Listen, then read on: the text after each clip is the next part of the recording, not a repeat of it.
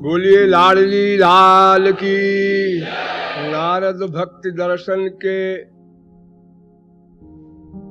छठे सूत्र की व्याख्या हो रही है।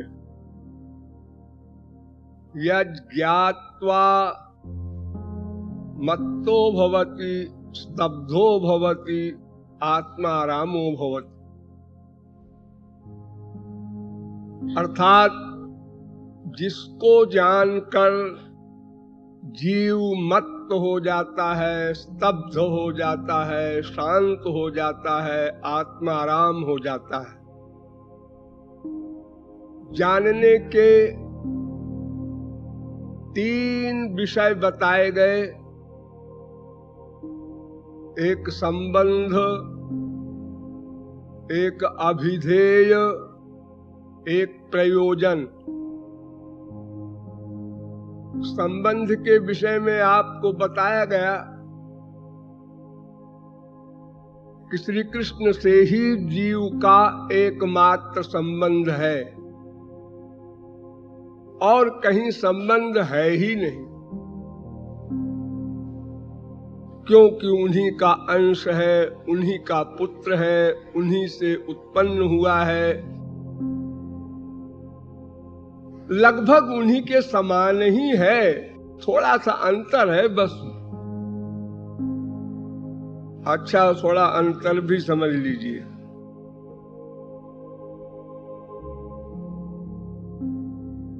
विष्णु शक्ति परा प्रोक्ता क्षेत्रज्ञाख्या तथा परा अविद्या कर्म संज्ञान्या तृतीया शक्ति रुच्यते।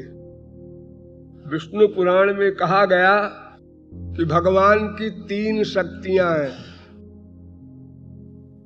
एक का नाम पराशक्ति, एक का नाम जीव शक्ति, एक का नाम माया शक्ति।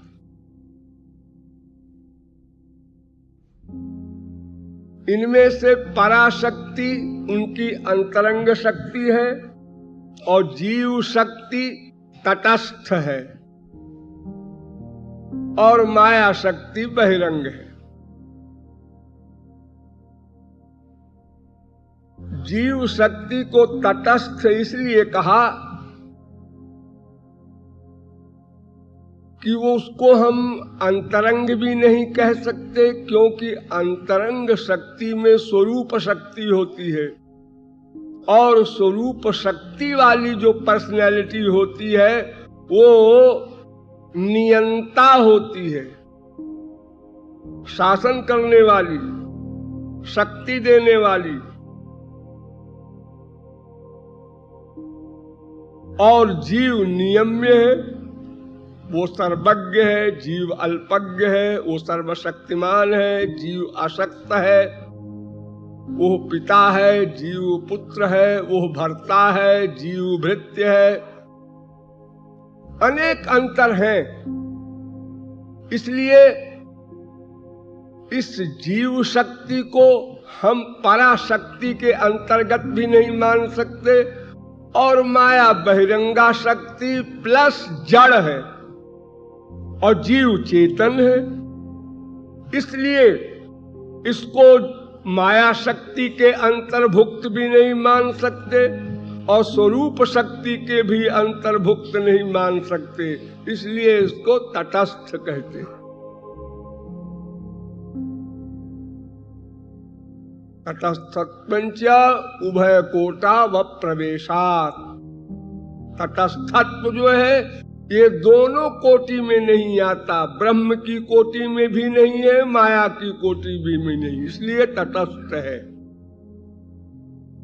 स्वकृत पुरे स्वमी स्वबहिरंतर संवरणम वेदस्तुति भागवत। तो पराशक्ति अंतरंग शक्ति है, सबसे बड़ी पावर वही है जिसको मैं बार बार आप लोगों को इशारा करता हूं, योग माया की शक्ति, वो पराशक्ति है। और जीव शक्ति तो आप लोग जानते ही हैं, आप ही लोग हैं।